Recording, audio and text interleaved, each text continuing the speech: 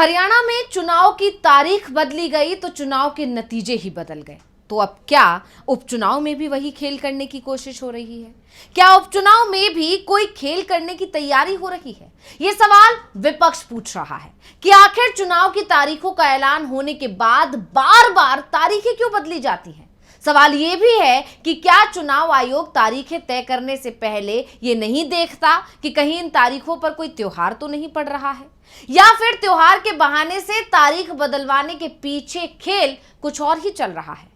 13 नवंबर को होने वाले उपचुनाव की तारीखों में बदलाव हुआ तो यह सवाल अब हर किसी के जहन में उठ रहे हैं कि आखिर कहानी क्या है। तो इन सवालों के जवाब जानने की कोशिश हम अपनी इस स्पेशल रिपोर्ट में करेंगे। नमस्कार, मैं हूं अंशिता। सबसे पहले ये जानते हैं कि तारीखों में बदलाव किन राज्यों में होने वाले उपचुनाव के लिए किया गया है, जिस पर अब बवाल मच गया है। विपक्ष ने सवाल खड़े कर दिए और सिर्फ विपक्ष ही नहीं, आम जनता भी सवाल पूछ रही है कि आखिर ये बार बार क्यों हो रहा है।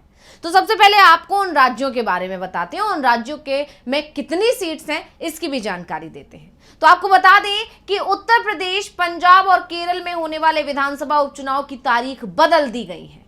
चुनाव आयोग ने बताया कि तीनों राज्यों की 14 विधानसभा सीटों पर अब 13 नवंबर की जगह 20 नवंबर को वोटिंग होगी और रिजल्ट 23 नवंबर को ही आएंगे।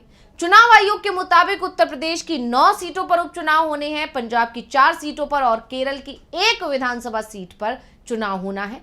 अब 20 नवंबर को वोटिंग होगी। आपको बता दें कि पहले 13 नवंबर को झारखंड चुनाव के पहले चरण के साथ वोटिंग होने वाली थी और अब 20 नवंबर को यानी कि महाराष्ट्र चुनाव के लिए जो वोटिंग होनी है उस दिन यहां पर वोटिंग होगी। अब तारीखों में बदलाव करवाने के लिए चुनाव आयोग ने इस तारीख पर त्योहार होने की दलील दी गई थी। आपको बता दें कि तारीखों में बदलाव करवाने के लिए चुनाव आयोग से अपील की गई थी। राजनीतिक दलों ने इन तारीखों पर त्योहार होने की दलील दी थी। कहा गया था कि 15 नवंबर को कार्तिक पूर्णिमा और गुरु नानक देव जी का प्रकाश पर्व है।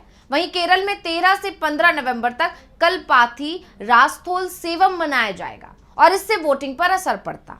20 नवंबर को ही महाराष्ट्र विधानसभा की 288 और झारखंड की 38 सीटों पर चुनाव होंगे। उसके अलावा महाराष्ट्र की नांदेड़ लोकसभा और उत्तराखंड की केदारनाथ विधानसभा सीट पर इसी दिन उपचुनाव भी रखा गया है। लेकिन अब सभी उपचुनाव 20 नवंबर को ही होने वाले हैं।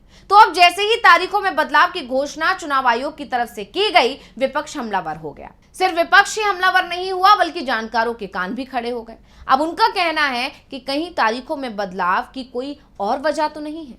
खासकर यह सवाल उत्तर प्रदेश में होने वाले उपचुनाव को लेकर उठ रहा है, क्योंकि सबसे ज्यादा यानी उत्तर प्रदेश की 9 सीटों पर उपचुनाव है और जिस तरह से लोकसभा में नतीजे आए थे उससे सीएम योगी के ऊपर दबाव बढ़ गया है। यहां तक कि ऐसा कहा जा रहा है कि उनकी कुर्सी भी खतरे में है कि अगर उपचुनाव में बीजेपी अच्छा प्रदर्शन नहीं कर पाई तो शायद योगी से कुर्सी वापस भी ली जा सकती है। ऐसे में अब विपक्ष आरोप लगा रहा है कि जैसे हरियाणा में चुनाव की तारीख बदलवाकर बीजेपी ने खेल कर दिया था, चुनाव के नतीजे पूरी तरह बदल गए थे, ऐसा ही खेल अब उत्तर प्रदेश में करना चाहती है बीजेपी। और क्योंकि चुनाव आयोग तो बीजेपी की मुट्ठी में है, इसलिए बीजेपी की बात मान ली और चुनाव आयोग ने तारीखें बदल दी। यानी कहा जा सकता है कि तारीखों में बदलाव करके चुनाव आयोग एक बार फिर विपक्ष के निशाने पर आ गया है। सिर्फ यूपी में होने वाले उपचुनावों की तारीखों में बदलाव को लेकर ही नहीं, बल्कि केरल में लोकसभा सीट वायनाड पर तारीख ना बदलने से भी चुनाव आयोग पर सवाल उठने लगे हैं। क्यों सवाल उठ रहे हैं इस पर भी बात करेंगे, लेकिन फिलहाल ये जानते हैं कि चुनाव आयोग के इस ऐलान के बाद विपक्ष कैसे हमलावर हो गया है। तो उपचुनाव की तारीखों में हुए बदलाव को लेकर अब समाजवादी पार्टी के प्रमुख अखिलेश यादव ने सीधे तौर पर भारतीय जनता पार्टी पर निशाना साधा है। सपा सांसद और पार्टी प्रमुख अखिलेश यादव ने सोशल मीडिया प्लेटफॉर्म एक्स पर एक ट्वीट किया। उन्होंने लिखा, टालेंगे तो और भी बुरा हारेंगे। पहले मिल्कीपुर का उपचुनाव टाला, अब बाकी सीटों के उपचुनाव की तारीख टाल दी गई है। बीजेपी इतनी कमजोर कभी ना थी। अखिलेश यादव यही नहीं रुके, उन्होंने आगे कहा कि उत्तर प्रदेश में महा बेरोजगारी की वजह से जो लोग पूरे देश में काम रोजगार के लिए जाते हैं वो दिवाली और छठ की छुट्टी लेकर उत्तर प्रदेश आए हुए हैं। उपचुनाव में बीजेपी को हराने के लिए वोट डालने वाले थे और जैसे ही बीजेपी को इसकी भनक लगी उसने उपचुनाव को आगे खिसका दिया। इससे लोगों की छुट्टी खत्म हो जाए और वो बिना वोट डाले ही वापस चले जाएं। तो अखिलेश ने एक बार फिर से निशाना साधते हुए कहा कि ये बीजेपी की पुरानी चाल है, हारेंगे तो टालेंगे। यानी साफ है कि उपचुनाव की तारीखें बदलकर चुनाव आयोग सवालों में घिर गया है। दावा किया जा रहा है कि तारीखों में बदलाव किसी साजिश के चलते किया गया है, क्योंकि बीजेपी हार रही है और इसलिए उसने तारीखों में बदलाव की अपील की थी। दरअसल ऐसे आरोप इसलिए लग रहे हैं क्योंकि इसी तरह से हरियाणा विधानसभा चुनाव के दौरान भी हुआ था। जिस तरह से हरियाणा विधानसभा के नतीजे आए और नतीजों ने सभी को हैरान कर दिया, उसके बाद से ये कहा जा रहा है कि तारीखें इसलिए बदलवाई गई जिससे बीजेपी कुछ खेल कर सके, और हुआ भी वैसा ही। और अब ऐसे ही कयास यूपी को लेकर लगाए जा रहे हैं।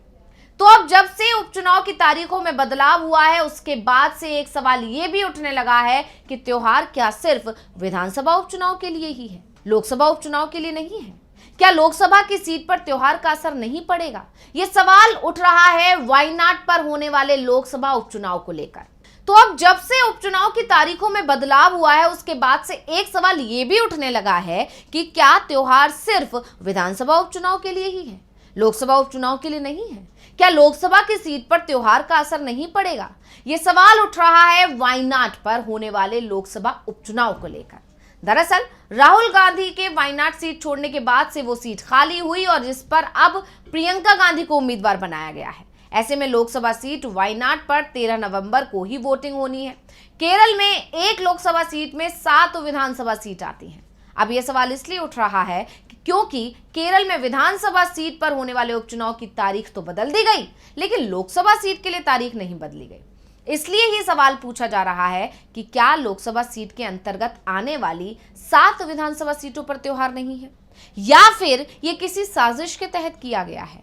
क्या प्रियंका गांधी के खिलाफ कोई साजिश रची गई है? अब जानकारों का दावा है कि अगर त्योहार के चलते वोटिंग प्रतिशत कम रहा और प्रियंका के जीत का अंतर राहुल गांधी से कम हो गया, तो बीजेपी ये फैलाने की कोशिश करेगी कि जनता कांग्रेस और राहुल के धोखे से नाराज है, क्योंकि राहुल गांधी को जनता ने जिताया और राहुल गांधी ने वो सीट छोड़ दी। साथ ही ये भी कहेगी कि 6 महीने में राहुल और कांग्रेस की लोकप्रियता घट गई है। दरअसल वायनाड में लोकसभा सीट पर करीब 14,75,000 मतदाता हैं। इस साल जब लोकसभा चुनाव हुए थे तो वायनाड सीट पर 10,84,653 यानी कि 73.57% लोगों ने अपने वोट का इस्तेमाल किया था। आमतौर पर यह माना जाता है कि आम चुनाव की तुलना में उपचुनाव में मतदाता वोटिंग को लेकर उदासीन रहते हैं, क्योंकि उन्हें इस बात का पता रहता है कि उनका वोट सरकार ना तो बना सकता है और ना ही पलट सकता है। और अगर वोटिंग के आसपास कोई त्योहार आ जाता है तो फिर वोटर की उदासीनता और भी ज्यादा बढ़ सकती है।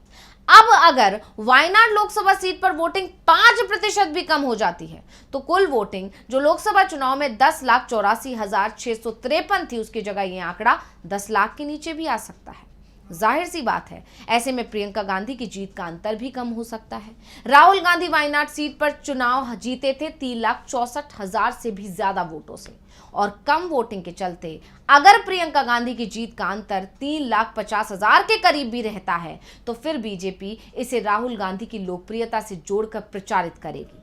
ऐसे में एक बार फिर चुनाव आयोग पर सवाल उठ रहे हैं कि एक ही राज्य में वोटिंग कराने के लिए वो अलग अलग नजरिए क्यों दिखा रहा है।